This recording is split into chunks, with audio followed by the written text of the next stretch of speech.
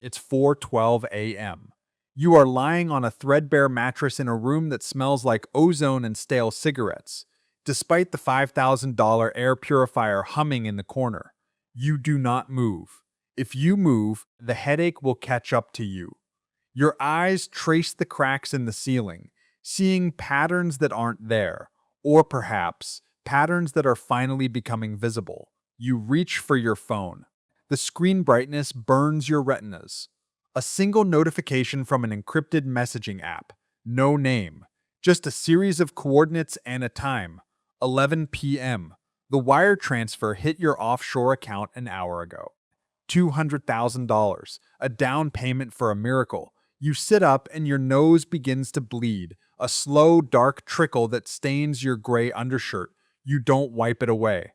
You just watch the red soak into the fabric, thinking about the price of sulfur and the current exchange rate for a human soul. It didn't start with blood. It started with a PDF. You were 23, working a dead-end data entry job in a cubicle that felt like a coffin. You found a forum on the deep web dedicated to the intersection of quantum linguistics and Hermetic tradition. You thought it was a joke, a hobby for people who read too much Nietzsche. You spent your nights in the university library hidden behind stacks of dusty grimoires and modern physics journals. You realized that the universe isn't made of atoms.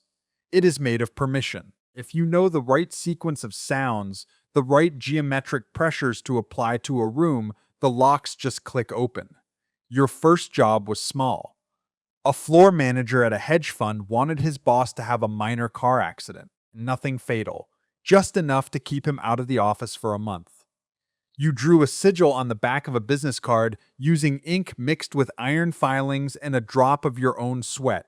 You left it in the break room. 3 days later, the boss hit a patch of black ice that shouldn't have been there in 50-degree weather.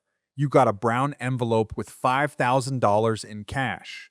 You bought a steak dinner and a new laptop. You told yourself it was a coincidence. You told yourself you were just good at reading the weather. By the time you hit 30, the coincidences had become a career. You are no longer the kid in the library.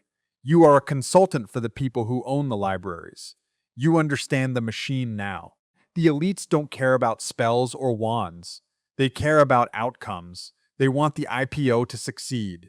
They want the scandal to vanish. They want the rival to stop breathing.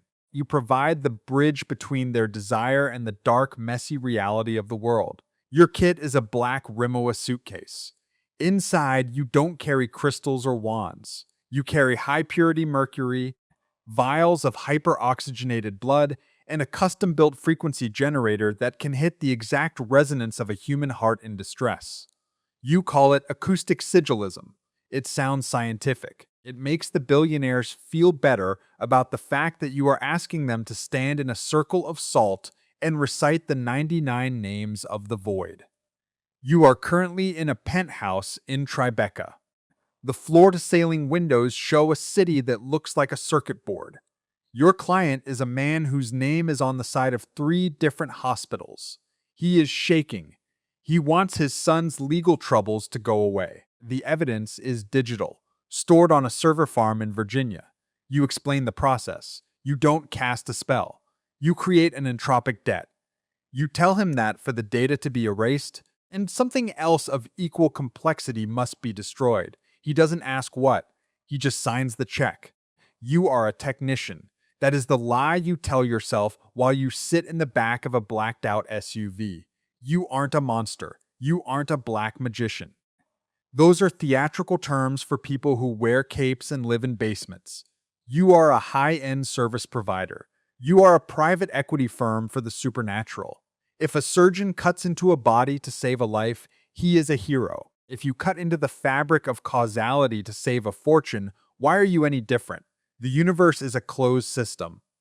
Energy cannot be created or destroyed, only moved. You are just a mover. You ignore the fact that every time you move that energy, a piece of you stays behind. You ignore the way your hair is thinning at the temples, or how you can no longer taste food unless it is heavily salted. You tell yourself that the money makes it worth it.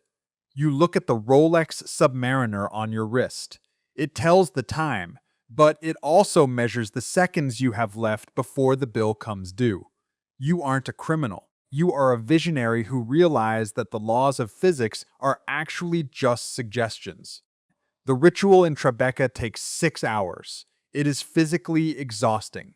You have to maintain a specific mental frequency while the frequency generator screams at a pitch only you can hear. You are sweating through your charcoal suit. The client is crying now, kneeling on his white marble floor. You are chanting in a dialect that hasn't been spoken since the Bronze Age, your tongue feeling heavy and thick like a piece of lead. You feel the shift. A sudden cold snap in the room, the smell of ozone, a sound like 1,000 dry leaves skittering across pavement. On the client's laptop, the file count begins to drop. Millions of lines of incriminating data are being rewritten into junk code. It's not magic, it's a localized collapse of probability. When it's done, you collapse into a designer chair. Your vision is blurred. You look at the client. He is transformed. The fear is gone, replaced by a terrifying cold arrogance. He doesn't thank you. He looks at you with disgust, as if you are a plumber who just finished unclogging a particularly foul toilet. He wants you out of his sight. You take your suitcase and leave. In the elevator, you catch your reflection. Your eyes are bloodshot, and the whites turned a sickly yellow. You look 60. You are 34. You live in a state of permanent hypervigilance. Every shadow in your peripheral vision is a potential creditor. You don't mean the bank. You mean the things that live in the corners of the rooms you've opened. You haven't slept more than 3 hours a night in 3 years. You've started seeing the Watcher. It's a smudge of darkness that sits in the corner of your bedroom. It doesn't move. It doesn't speak. It just waits. You've tried to banish it, but you realize with a sinking horror that it's not an external entity. It's a shadow you cast inward. You start checking your locks 10 times. You don't trust the water. You only drink bottled San Pellegrino, and even then, you check the seal for pinpricks. You've started hearing voices in the hum of the refrigerator. They aren't telling you secrets. They are just counting down. You spend $50,000 on a sensory deprivation tank, hoping for a moment of silence. But when you are in the dark, in the salt water, the patterns are even louder. You realize you can't turn it off. You've tuned your brain to a frequency that doesn't have an off switch. You are a radio stuck between stations, screaming with white noise. It is 3 a.m. in a hotel room in London. You are there for a cleansing of a royal estate. You are standing in front of the vanity mirror, a bottle of expensive scotch in one hand and a handful of benzodiazepines in the other. You look at your face. You don't recognize the man staring back. The skin is translucent, stretched tight over a skull that seems too large. Your fingernails are black at the beds, no matter how much you scrub. You realize the truth. You thought you were the one wielding the power. You thought you were the master of the great flow. You look at the suitcase on the bed. You look at the offshore accounts with millions of dollars you can never spend without attracting the wrong kind of attention. You are not the magician. You are the conductor. You are a copper wire. The power isn't yours. It's just passing through you, and it's melting the insulation as it goes. You are a disposable tool for people who would trade your life for a half-point rise in the S&P 500. Your phone buzzes. Another notification. Another set of coordinates. This time it's Dubai. A construction mogul has a blockage in his latest project. You know what that means. He's disturbed something in the sand, and now his workers are dying in ways that can't be explained by heat stroke. You want to say no. You want to throw the phone out the window and walk into the sea. But you look at the corner of the room. The smudge of darkness is there, slightly larger than it was in New York. It's closer now. You realize that the only thing keeping the shadow at bay is the work, the movement of energy. If you stop, the entropic debt you've accumulated for others will settle on you all at once. You are a shark that has to keep swimming through the dark or drown in it. You pick up the phone. You type a single word. Yes. The funds arrive instantly. You pack your Rimowa. You check your reflection one last time. You adjust your tie. Your heart does one hard, agonizing thump against your ribs, a reminder of the price you pay for every breath. You walk out the door into the hallway and wait for the elevator. The doors open, and for a split second, the interior of the elevator looks like a vertical coffin. You step inside anyway. You press the button for the lobby. The descent begins. It is a slow, smooth ride down, and you know with a cold and absolute certainty that you are never coming back up. The flight to Dubai is on a private Gulfstream G650. You are the only passenger. The flight attendants treat you with a terrifying level of deference. They don't look you in the eye. They've been briefed. They know you are the man who fixes the unfixable. You sit in the leather seat, staring out at the clouds. They look like sigils written in steam. You try to remember the name of the girl you liked in high school. You can't. You try to remember the smell of your mother's kitchen. Nothing. Those memories were part of the fuel. You traded them for the ability to see the ley lines. You traded your past for a present that is increasingly hollow. You open your laptop and begin researching the site in Dubai. It's a man-made island, shaped like a crescent moon. The geometry is all wrong. It's a jagged edge in the sea, a needle stabbing into the Earth's nervous system. You see the problem immediately. They've built over a fracture point. The mogul doesn't need a magician. He needs an exorcist, but he's too proud to use the word. He wants environmental stabilization. You arrive at the construction site at midnight. The heat is a physical weight, thick with salt and the smell of burning diesel. The mogul is waiting for you in a climate-controlled trailer. He is a man who believes he can buy the ocean. He shows you the blueprints. He tells you about the accidents, cranes collapsing for no reason, men walking off the edge of scaffolding as if they were stepping into a pool. You don't listen to his words. You listen to the air. The air is screaming. You walk out onto the unfinished pier. The sand under your feet feels wrong. It's too fine, like powdered bone. You open your suitcase. You take out a vial of heavy water and a compass that doesn't point north. You begin to draw, not a circle, but a spiral. You are not trying to trap the energy. You are trying to give it an exit. As you work, the shadow in your peripheral vision begins to grow. It's no longer just a smudge. It has a shape. It's a mirror image of you, but made of nothing. You realize that the blockage in the sand is connected to the blockage in your soul. You are halfway through the ritual when the nosebleed starts again. This time, it won't stop. The blood falls onto the sand, and the sand drinks it greedily.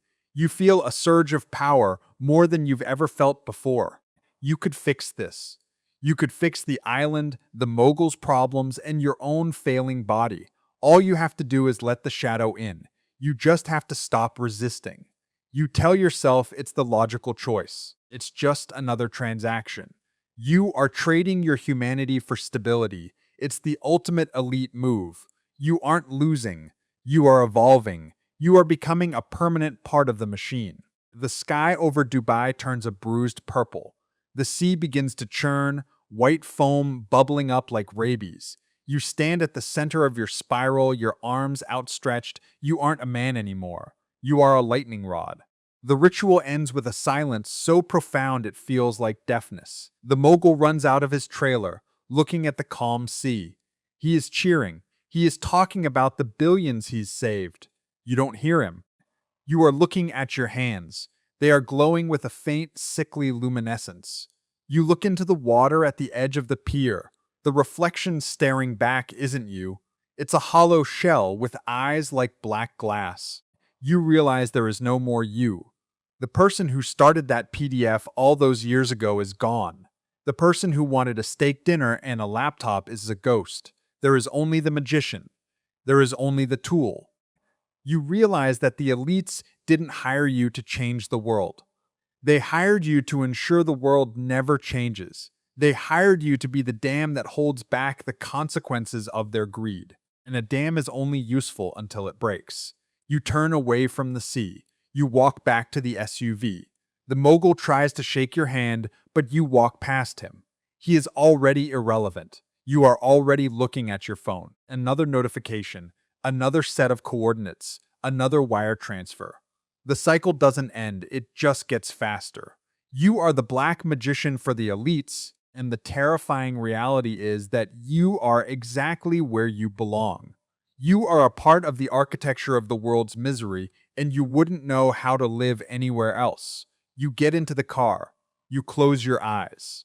The shadow in the seat next to you leans in close, and for the first time, it whispers. It sounds exactly like your own voice, telling you everything you want to hear. One word. Yes. The car moves forward into the neon-soaked night.